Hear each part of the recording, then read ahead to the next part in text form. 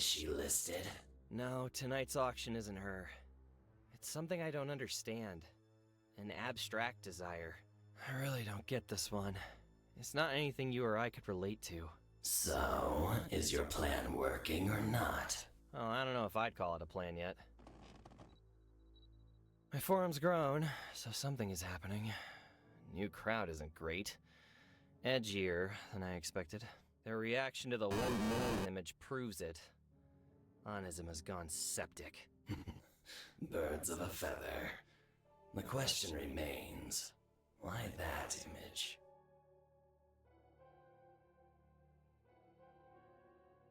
What about your outside predicament? Don't remind me.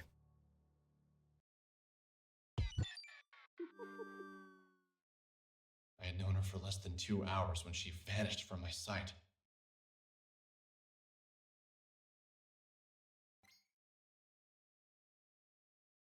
Sammy was gone for good, swept away as if she'd never been there at all.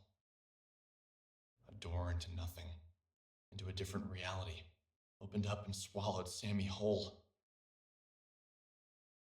At that moment, I couldn't think. I couldn't breathe. All I could do was replay the scene of her being pulled into obscurity by nothing. There 1 second and gone the next.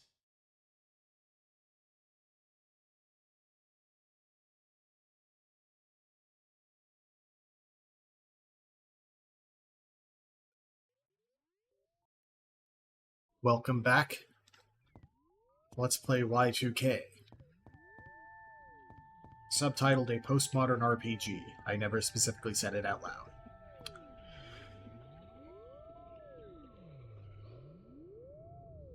I think Alex does the always looking at the camera thing too, just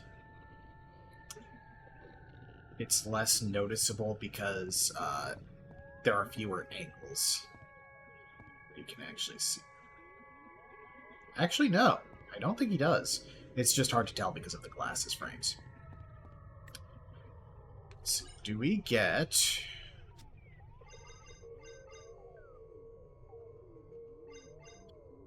He lost the rabbit. God damn it.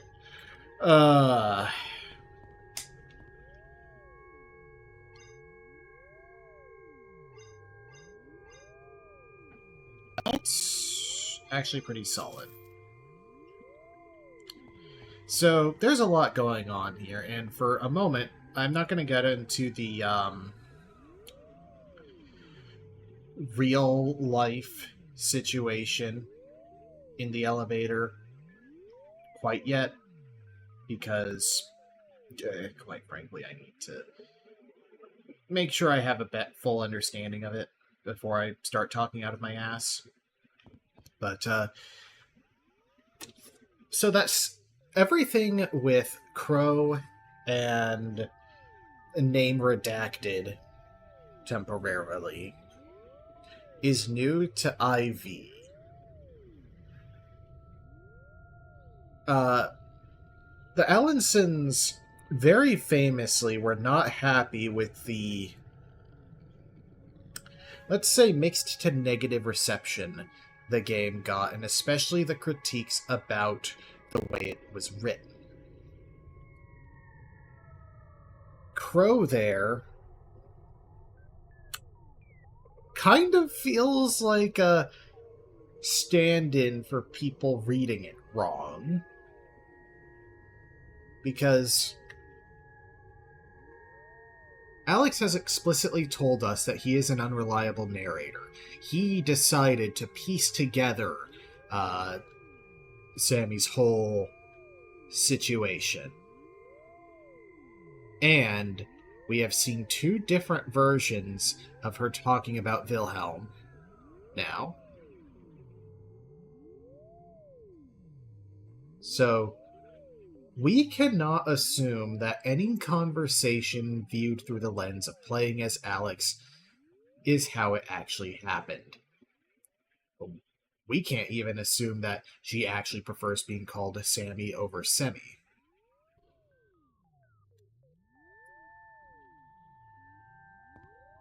this game is not poorly written. I mean, okay. Some of it is. Sometimes I think they just whiffed legitimately, like, trembled with motion. But it's hard to tell how much is intentionally, like, Alex not being as poetic as he thinks he is, and how much is just the actual writers, because they wrote one game before, which Alex is wearing the shirt for, Two Brothers, and it didn't work. Like, no, literally, you could not play through that game. It was, like, an incredibly buggy mess. They're working on a remake of it, apparently, and I'm legitimately interested. But, yeah. So, I don't know what's up with Name Redacted. Crow feels like a people who didn't get it, because, like, why did he describe Semi as the perfect woman? What is with him? I chose no, response no, because I thought that was, like, going, like, no, dude, that's not... What?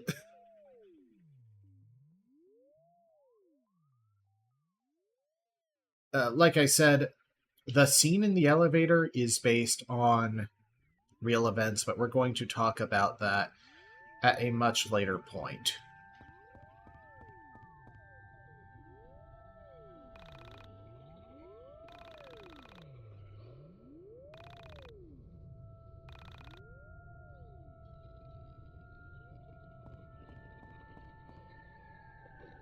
Oh, I see. This is a food vending machine.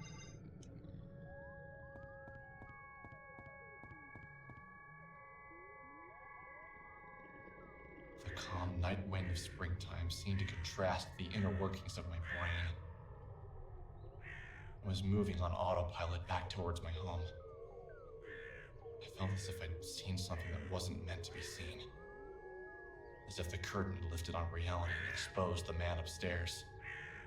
Like I just found out Santa wasn't real. I couldn't yet put into words what I now understood. But something had changed inside of me. Pulsating through my veins was the energetic charge of irrevocable loss, all for a woman I didn't know. This feeling wasn't pure. It was cut with something I couldn't put my finger on at the time.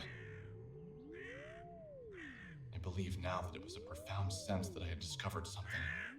Only problem was this something wasn't meant to be seen.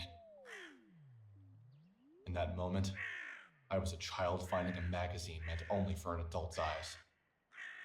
I was both intrigued and repulsed, confused by the images spinning inside my head.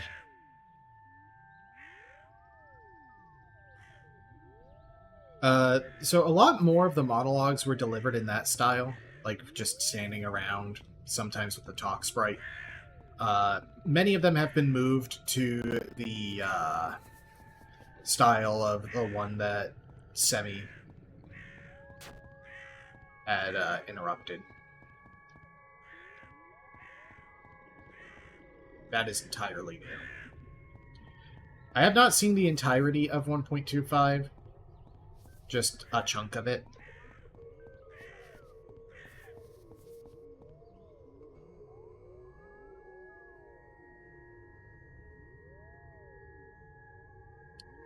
Okay, I do need to actually go through the forest map itself.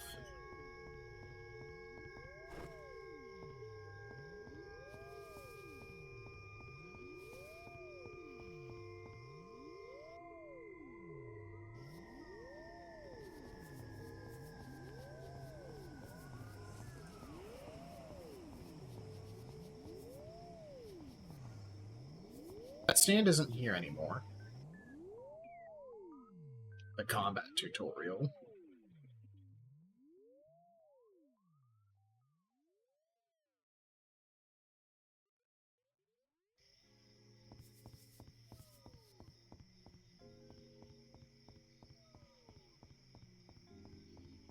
Can I go to the shopping district? I can now. Okay. Up here. Cheeseburger. Arcade, pizza, pasta, burger joint, sports, record shop, camera store. Grand opening tomorrow at 11 a.m.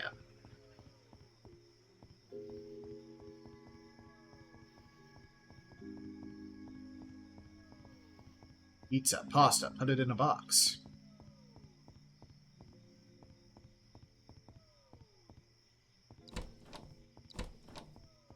Healing items.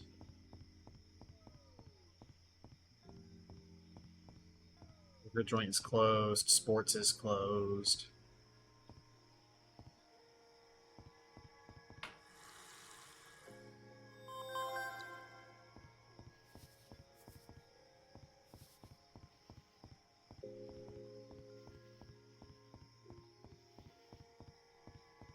Camera is closed. Record stop is closed.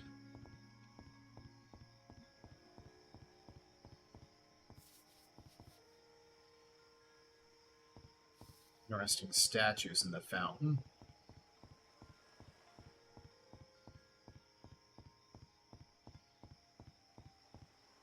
Jane Garter Memorial Park.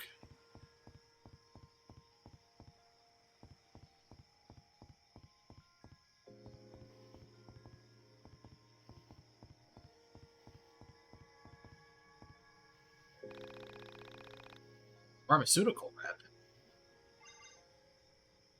Looks suspicious, but it's worth a try. $100. I'll buy a few bandages and gauze bandages. It's expensive, but like, holy crap, those things are strong. Particularly in this combat system, which is like absolutely awesome, by the way. I'm just excited to see what happens when we can like actually build Carta decks. Bank.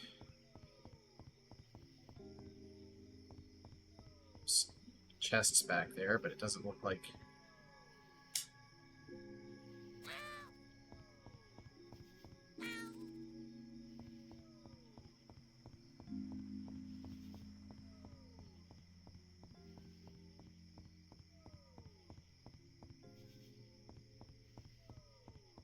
Let's see, any dialogue difference?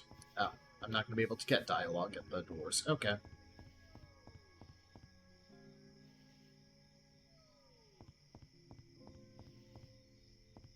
He looks familiar. Let me hit the save point.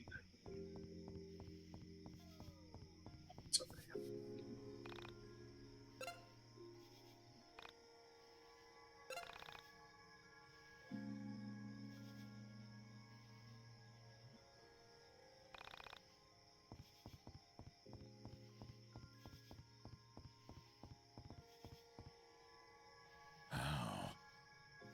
How did I not see it? It was already broken.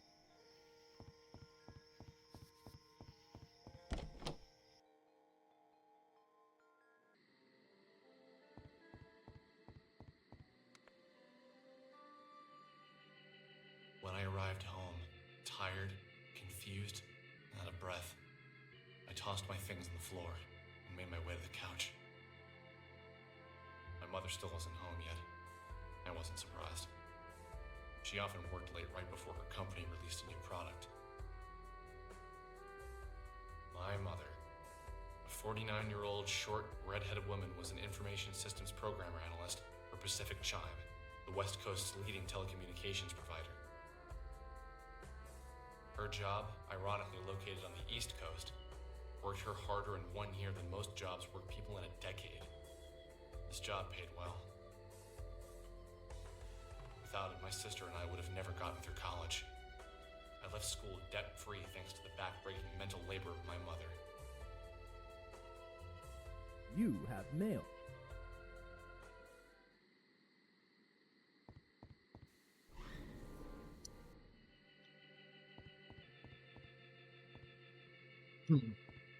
I'm sure it's nothing.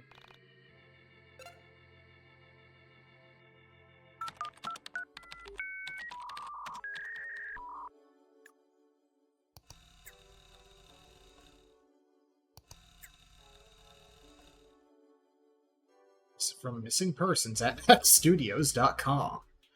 Alex, I found this creepy shit and I think you need to check it out. Apparently it's the video from your area. Be warned, it's crazy. Onism1999.com/41249. There was a moment of apathy where I almost didn't click the link. The last thing he sent me that was allegedly scary turned out to be a picture of 2 elephants locked in the throes of passion. I sighed and clicked the link. The file was 2.9 megabytes. In the dark room, the monitor was hurting my eyes. I rubbed them and waited for the file to load. I thought of all the things it could be. More animal porn, human porn, cartoon porn. You could never really guess with this guy. But it was most certainly going to be pornographic. Maybe a girl from my high school was now into adult videos and was doing some particularly unladylike things. While the video loaded, I thought of all the girls I had gone to school with who might be involved in such activities. All the girls that came to mind neither had the looks nor the motivation to seek out an adult filmmaker. I gave up. I just have to wait for it to finish downloading. When the file had finished downloading, I waited with fading patience for my computer to open it in QuickTime. Finally, it was loaded.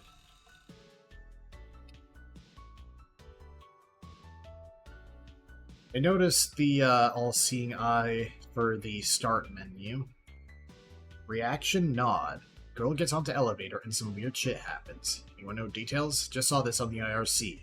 Click here for EG video. I grabbed some screen grabs of the best parts.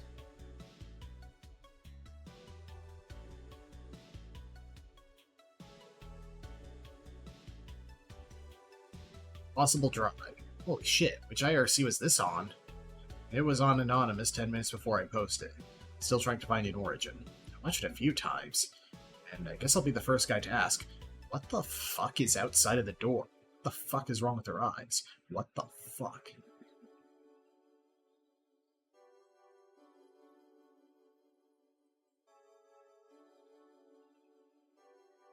Anyone know if this is for real? Is it from a movie? Can't find or deny if it's from a movie, but if it is, it's probably Japanese or something. However, I think the frame rate, stationary camera, and unattractive woman make me think it's at least homemade. I don't know if I'd call her ugly. Anyone find a name yet? Anyone notice that there appears to be frames missing? Watch the timeline, you'll see it skip. Anyone else having a hard time viewing the video? Did you download it? There are 9 replies, and yet no one is drawing attention to the fucking star monsters at the corner of the frame? Seriously, guys, what the fuck is this from? From a security camera. Obviously. There is no way this is real. Simply no way. I don't know. I kind of want it to be real, lol. Truth is out there. I, too, want to believe.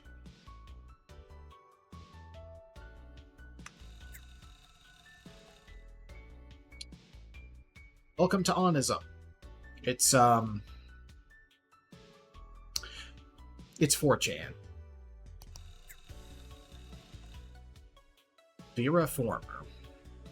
Welcome guests, I am Vera Former, co-founder of the Onism 1999 forum. Onism is a group that was founded to discuss the things you aren't allowed to discuss in public. Topics that make the hair crawl on the back of your neck. The discussions that make you feel like there's an ethereal presence just beyond the periphery of your vision. Conspiracies, the occult, and the supernatural. We are the ones who think the thoughts that society doesn't want us to think. Together we'll surf the astral waves and discover the hidden meanings of life. Have you decided to take this journey? Your life will never be the same. Why Onism is important and why we created it. By Chronocrossed. The world can be a lonely place. Sometimes we have to pretend to be people we aren't just to convince others to keep us company. I think that's tragic, but it's the reality of being a subnormal human. For some, our thoughts can be weird and divisive. There are things we know to be truth that others will never be able to see as fact. There are only so many times people can laugh at you for searching JFK assassination every night before you start to feel like a pervert for having an interest in the explained. When I met Vera Former in an IRC chat, I had a blast, discussing the afterlife, ghosts, and other conspiracies. I finally felt like myself. I was me, and I was proud of who I was and the things that interested me. But still, I couldn't be honest with my friends about what I searched for online. That night, Vera Former and I decided to start coding Onism 1999. Glad to finally have a place for us weirdos to hang out. Let's see, that is the thread we just read, I think. Yeah. I don't know how to set these to red. Because that has a check, these have question marks. Let's see, let's keep reading. Ghost in the floppy disk. Expensive dick. We finally got a CDR last week, but when I put it in, I couldn't figure out how to fit... When I put it in, I couldn't figure out how to fit it in without taking out the A drive. So I took that out. Only problem is, last night I wanted to play Doom and I had installed it for Roller Coaster Tycoon. I didn't want to uninstall that because it took so long to install in the first place. So I was driving outside when I see an abandoned computer on the side of the road. So I take it, I open it up, not bad specs, 24 megabytes of memory, 300 megabytes HDD, and a video card that I couldn't quite figure out what it was. So I'd opened it up to figure out the specs when I decided to stick the floppy drive. So when I get it all set up, I find my Doom floppy and insert it, and the strangest fucking thing happens. I shit you not. Blood, dark and shining, starts pouring out from the bottom of the computer. I started screaming. My parents came in and they started looking at me like I'm crazy. I eventually calmed down and explained to them what happened. Told me I had to stop lying, and they took my computer away for a week. So I was pretty depressed. When I went back into the room to sit at the desk and pretend to be playing on it, I noticed a trash can. So I walked over to it, and look what I found. Look at all that blood! Image removed by mods. Dude, that is so gross. No one wants to see that shit. Not even funny, but got to see Tampa's return expensive dick's sister, 10 out of 10. How are you posting this if they took your computer away? My virgin eyes. Never forgive you, expensive dick. Old. Weird game AQT's brother made. Jesus fucking Christ. I knew it was 4chan, but I didn't know it was literally 4chan. From Vera Former. Been seeing this girl. She isn't my girlfriend yet, but I'm working on it. She's cool, but her family is really weird. I don't really talk when I go over to her house. Brother has something wrong with him. Some form of autism, I'd guess. Would you guess that in the 90s? She tells me her brother is really into making computer games. I said it was cool, trying not to come off really impressed, although I was. Apparently he wants to make a game that feels like the game itself is possessed by a spirit. I didn't really know what that meant. A few months go by, still not much like with the girl, but enjoying her platonic company. So on Wednesday, the girl invites me over to play the game, and we boot it up on his computer. Game runs from DOS, graphics are shit, but there was something there, something that really cut deep. In the game, nobody else knows that your character is under a curse except for him. The game opens with a bold white text on the screen, "You have been cursed." Curse is super weird, because you wouldn't expect it to really be that big of a deal. Whenever you go to pick up a phone in the game, you hear this screaming hiss in your ear. It was really cool. The kid had set it up so it only came out of one speaker. It felt really realistic. Everyone in the town is afraid of your uncle because they all know he haunted by a rambunctious ghost. When you get into a fight with your uncle who's raising you, the ghost comes out and curses to you. Your character's rival is trying to stop a mer person who wants to end an old feud with the town's mayor. You know, the only way to break the curse is to get the ghost to move over to the mer person. Only thing is, your rival will likely kill him before you can get to him. Every time you try and leave your home to continue up the quest, people keep calling you on their telephone. You can't hear what they're saying because they're just screaming that hiss at you. This is where it gets really interesting. Ordinary people can't know that your character had a child with a dragon hunter. Only select few know your character can sense spirits. Eventually the town starts to suspect that your character is really having an affair with an ethereal being, and things get really crazy. I finished playing the game. It was about 35 minutes long, and I realized I'd broken out in a cold sweat. I haven't been able to stop thinking about the game. So anyway, I go home and I plan on calling the girl later that night. But when I go to pick up the phone, I swear that I hear that hiss. It's really faint. My heart starts racing and I can't call her. Just gonna bring myself to do it. Every time I hear the phone ring, I panic. Of course, I know the game wasn't possessed or anything like that, but the anxiety it created was real. I'm going to try and call her soon and see if he's cool with me putting it up on the site. I think you guys would really like it. Game sounds cool. Hope you get to post it soon. Keep us updated. Sorry you didn't get any action, Reformer. Well, I'm pretty spooked. Has the hissing gone away? Yeah, hissing went away. I called her. She said she'd ask her brother. I'll update you guys if she ever gets back to us. 35 minutes. Strange behavior by my roommate. Superb pudding. think my roommate may be possessed. Like, seriously, I come home and I find him kicking my cat. My beautiful, wonderful, perfect cat. So I ask him what in the name of all that is holy is wrong with him, and he just starts screaming at me. Words I couldn't understand. I think it was Latin. As far as I know, he doesn't speak Latin. So what do you guys think? How likely is it that he's possessed by Satan? Is that all he did? Scream in Latin and kick your cat? Fucked up, but not really a sign of possession. Did his head spin, or did he vomit up any weird juices? He's been really late on his rent lately, and he's built this weird altar in his closet to the almighty US dollar. He became very depressed because his coworkers all died in a tragic freak accident. That may or may not have been his fault. I think he murdered them. The fuck? What kind of freak accident? He worked in a lab doing research, and then some seal or something broke, and everyone died except for him. It was traumatizing. I think the trauma from the event caused his soul to become broken, so he could have his soul entered by the devil. Fuck. Skies? We'll come back to that thread later. Not really supernatural, but what do you consider to be the best single piece of evidence for the existence of Bigfoot, UFOs, ghosts? If you could have proof of one, which would it be? Ghosts seem to have the most proof. People have believed in them for hundreds, if not thousands of years. Human beings don't just make stuff up like this. There's always a basis of fact, even in the lies. I don't really think there's proof for any. That's why a place like this exists. We want to believe, and we do. I can feel there's something out there that connects us all, you know? So if I put out feelers into the universe, I can start to find things like ghosts, missing people. I'm hoping one day to get good enough at it that I can locate people. Confirmation bias is certainly a problem on this forum, but that's part of the one. There are indeed unidentified objects, not aliens, not interdimensional craft, not ghosts, not any of that supernatural fiction. As simple as it can be said, we don't know what it is. We can't explain it, we can't study it. Therefore, it's outside the realm of science, and it's up to us to try and understand it. As for UFOs, I think the ones reported by commercial pilots and the military hold a lot of water. Some really amazing stuff. Last summer I went out to Roswell. It was truly unbelievable. I hung out with a bunch of people, and we all exchanged stories about things we saw in the sky. Man, I could feel that it was real. Down to more core. Ghosts have a nice amount of proof, too. Ghosts, we call them, spirit, and I have extraordinary first-person evidence. I've had visions, full-on contact, and demonstrations. The brain is powerful. It can tap into the world between worlds, the afterlife, if you will. It is sensitive to image induction or visualizations originating from another source, such as a different entity. The more open-minded you are, the more you can feel the ghosts out there. Be open-minded, and you'll feel them too.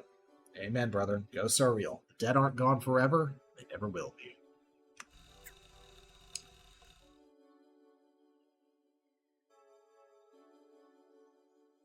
There's a series of videos on YouTube called Down the Rabbit Hole, where Frederick Knudsen, I believe their name is,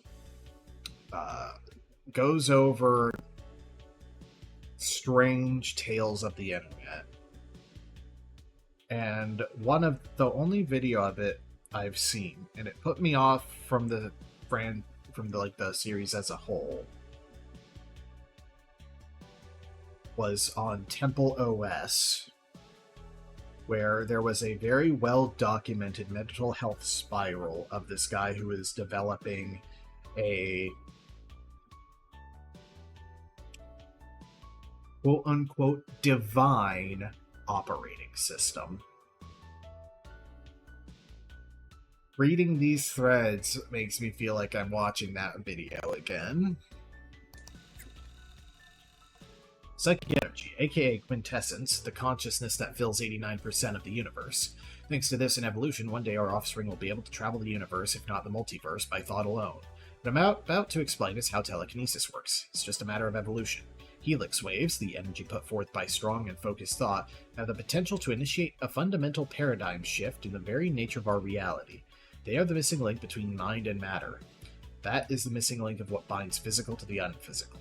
Once scientists finally acknowledge the existence of helix waves, things never thought possible will happen.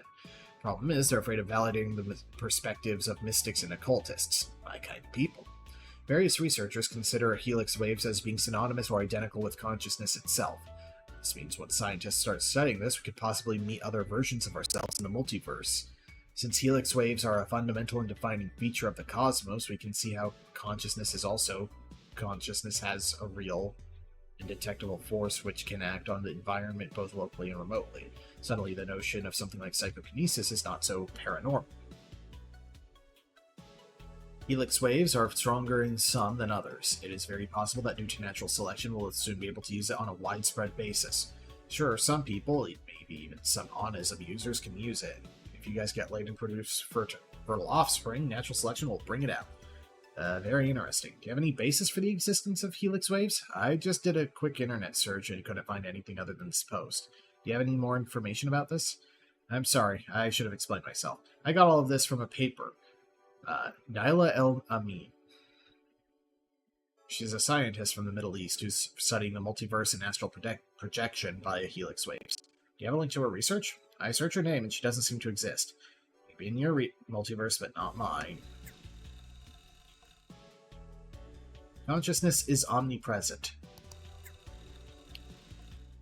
I need to, clear up, just to be upfront. This is not lore.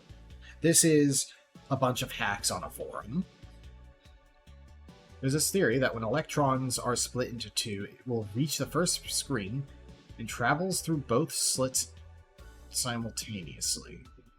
It then interferes with another version of itself that exists within the same plane, thereby causing a wave effect on the wide screen. In quantum physics, this is called the principle of non-locality, where something exists in two planes at one time. It is not restricted to one location in time and space, but it becomes omnipresent. What if our souls are like this? What if there are multiple versions of ourselves out there? What if this entire message board is just one person talking to themselves from a bunch of different realities? I keep thinking about the double slit experiment. That's the name of the experiment I was talking about above.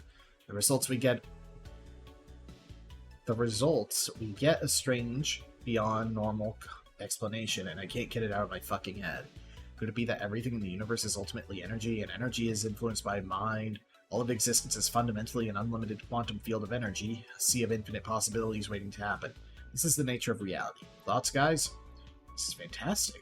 I've been trying to explain how the double slit screen experiment shows that our thought influence waves into particles. How just looking at something can influence it. This is proof that our thoughts can influence the very nature of reality. I'm glad someone drew the same conclusion. It's only a matter of time until science comes around to the metaphysical aspects of consciousness. Just by discussing it, we're driving our minds into the fourth dimension. Couldn't be more obvious that neither of you understand the double slit experiment. You're projecting a bunch of shit onto it that doesn't actually matter. This really shouldn't be on onism, since this website is about the occult and the supernatural, not shitty pseudoscience. I guess while I'm here, I'll give you guys a little science lecture. First, it's a photon, not electron. Do you know the difference? If you don't, go back to middle school. Second, it splits into two halves. Each half goes into one of the slits, then it recombines on the other side, like a drop of water.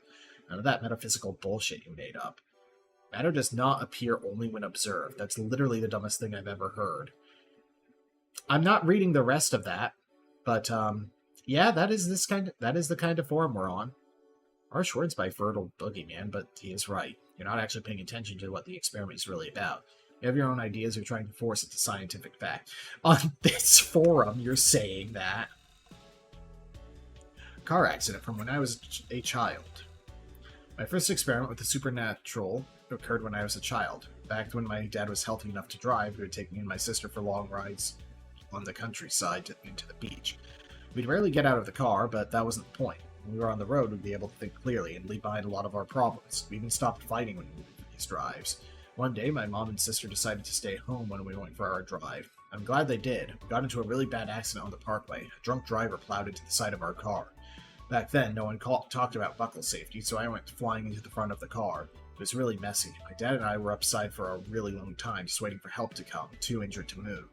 We heard yelling, knocking on the car, and two men were standing there. My vision was really screwed up, so I couldn't really see what they looked like, but I could feel something strange about them. Something powerful, but friendly. They told us we'd be okay, and then I realized the car was filling up with water. Or maybe it was gas, we couldn't tell.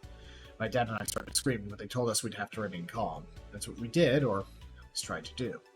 The men started moving outside the car, and then it was over. The car was turned up front, completely dry, and my dad and I were both back in our seats, and my buckle was on. got out of the car and started to check the car for damage. Everything was completely fine, everything except for a big cut across my dad's forehead, and an incidental one across mine. Scarred over and it's really ugly, so I wear my hair long now because my mom says no woman would ever find it attractive that could see it. We drove back home, being really careful, and a mile before our exit we saw a crash that was exactly like the one we just experienced. My dad and I talked about it in complete disbelief. We decided we'd never tell Mom, so after years of keeping this a secret, I decided to share it with you. I often lie awake, thinking about the two men who saved us. My grandmother would say they were probably angels, but I'm more inclined to believe they were extraterrestrial. So if aliens do read this forum, as I would like to believe they do, thank you guys for saving me and my dad that day. It was a serious bro move. I had a similar experience once. I don't have anyone who can back it up, though, like your dad. I was riding on a bike in the woods on my way to school back in the 80s when I hit a rock, flipped over, and rolled down a rocky hill, severely injuring me in the process. I blacked out and woke up to two figures, each with one hand on me, telling me to be strong and to accept the things I can't change. I started to scream as I realized I was in the river and I was submerged into the water. I stopped panicking, just like they told me, and I was lifted from the water. I told my family the story, and they didn't believe me. I was only 11 when it happened, so I guess I can't really blame them. I don't know if I imagined it, but ever since then I've had an interest in the supernatural. I wonder if there could be a connection between the two who saved me and the two who saved your dad. Friendly aliens traveling the world, saving stupid kids getting into accidents. That'd be really cool if it was real. And here's co-founder Vera Former. I swear we make a thread like this once a week, but I can't help but be compelled to see everyone's first experience with the surreal. I've never shared my story, but I think today is as good to do as any to do so. I stumbled over that, but can you blame me with the grammar of these posts? My god. When I was a kid, I had an obsession with computers. I still do. My dad had this word processor with a tiny screen, and you could see maybe like 10 to 15 words at a time. I need to work on it, and when he was done, I was allowed to use it. So I started writing stories. I don't really remember what they were about. They were pretty stupid. One day I started a ghost story. I remember how it goes. It was pretty bad. The Incandenza family appeared to be ordinary people during day-to-day life, but when photographed, they looked distorted. On St. Patrick's Day of 1992, the family is photographed at a local parade. Once it's published in the newspaper, they're missing faces. The next day, the family moves out. People in the town start talking about how weird they were. Some kids decide to break into the house and see if they left anything. They did, in fact, an old toy piano. After trading some cards for the toy piano, the main character acquires it from the kids who stole it. They say it's haunted, but he's too logical to believe in that, or so he thinks. Refusing to believe in the superstition, Mike starts to play the toy piano. But he's never played a note in his life, and yet beautiful music starts coming from the toy piano. A collage of images flash into his mind. A giant hamster balancing on a tiny navigator, an old newspaper headline about a hit-and-run accident, a hooded rabbit ranting about minorities, Bill Clinton, and a drinking well located in a deserted place. He looks down at his hands and he's breaking out in spots. He realizes that the curse of the killer piano is true and calls in his lover, a senior called Alexandra, to help him. They're talking. She reveals that she's one of the Incandenzas. Alex Incandenza. Alex examines the piano and willingly submits herself to the curse. She finds that the same visions flash before her eyes. She finds the giant hamster balancing on a tiny navigator particularly chilling. Mike and Alex pursue a quest to uncover the meaning of the visions, starting with a search for the hooded rabbit. Will they be able to stop the curse before their time is up? I don't think I ever wrote an ending for it. The next day was my cousin's birthday, and guess what? We had the party at our house, and guess what? We had a giant ice cream cake shaped like a rabbit, and he was gifted a toy piano. I got really freaked out, and I went for a walk and fell into a poison ivy tree. I got a really bad rash, just like the one from the story. I started running and came across a well in the woods. The next day I met a neighbor whose name was Alex. Ever since then I realized that thought had power. I realized that writing things and believing them can make them true, which caused me to be terrified of my own thoughts and the power they had. As time has gone on, I've believed in it less and less, but I'm still interested in the supernatural for various reasons.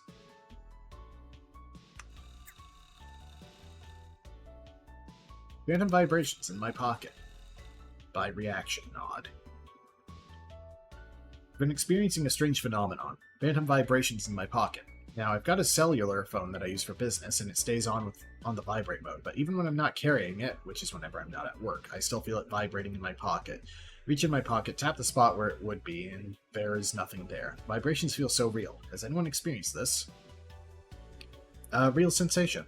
This one? Interesting. I don't own a cellular phone, but I can imagine the sensation. My father, back when he had a job, used to carry a beeper. We'd hear the beep and know it was time for him to leave, so my dad got injured on the job and has been on welfare for 5 years. His job took the beeper back, but sometimes we will still hear it beep in his pocket.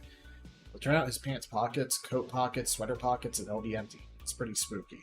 Basically, you get used to timing patterns, and even when the sensation doesn't happen, your brain just goes off as if it did.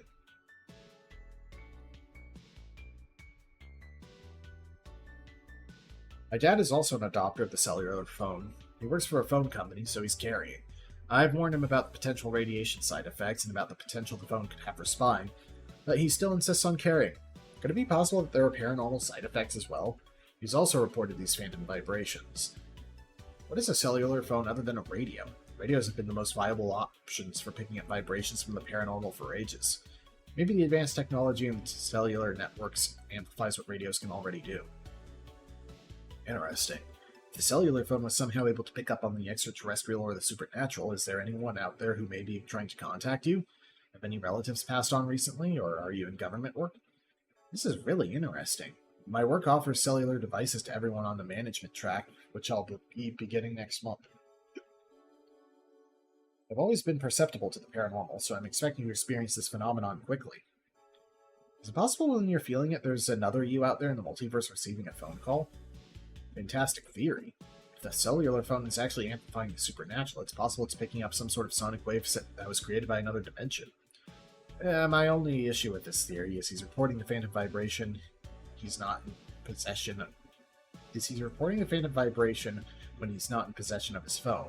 If it happened when his phone was on him, I'd be more likely to accept it's from the great beyond. That is, unless carrying the phone has made him more in tune with the supernatural. Never wish you could just disappear. By Superb Pudding again. This will be my first post on onism. I'm very excited to have found this group. Sometimes I can't help but hate this life. The monotony of the repetition of the cyclical cycles of the ordinary are really starting to take their toll, or something like that. I don't know what any of this means. I just know that I feel it in my bones, and it's all one giant spiraling circle, and it's all the same again and again every single day, and I don't like it anymore. Wake up, feed the cat, kiss the cat, go to work, have a lunch break, come home, make dinner, cry yourself to sleep. Wake up, feed the cat, kiss the cat, go to work, have a lunch break, come home, make dinner, cry yourself to sleep. Wake up, feed the cat, kiss the cat, go to work, have a lunch break, come home, make dinner, cry yourself to sleep. Wake up, feed the cat, kiss the cat, go to work, have a lunch break, come home, make dinner, cry yourself to sleep. 1, 2, 4 times. So I've just been thinking, there has to be a way to leave it all behind. To just get away from it all.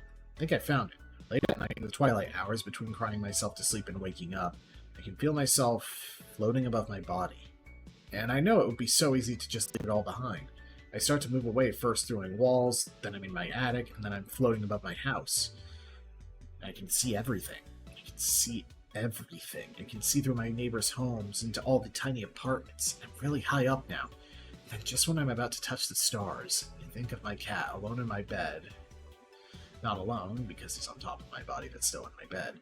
And then I'm back in my bed. And I'm awake, and I'm crying, and get out of bed, feed the cat, kiss the cat, go to work, have a lunch break, come home, make dinner, cry yourself to sleep. Wake up, feed the cat, kiss the cat, go to work, have a lunch break, come home, make dinner, cry yourself to sleep. 1, 2, 3, 4 times. Every day. And then I found this site. My coworker told me about it. He's nice. I like him. He's got good glasses. I smile. He says this site helped him when he got really bored and was looking for some answers. Do you guys ever have experiences like this? Have you ever left your body? Let's see. Reply from Vera Former. Hey, Superb Pudding. Welcome to Onism. One of the mods here. Glad to hear we're able to offer you some solace in your time of need. I think what you've stumbled upon here is lucid dreaming. It's when you're asleep and become aware you're dreaming, then you can control everything, provided you don't wake up.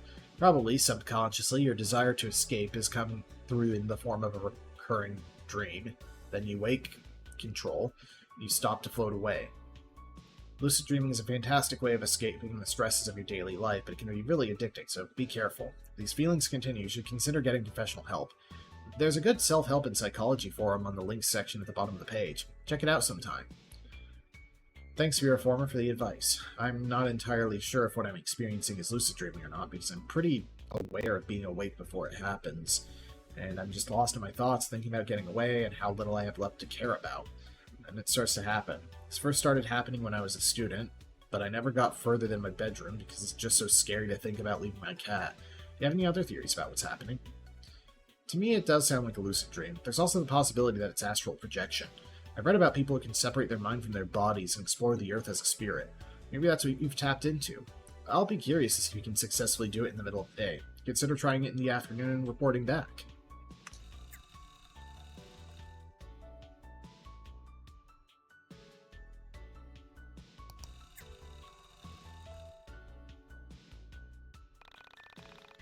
I need to get some sleep before I do anything else. So, catching up on onism is probably all we're doing.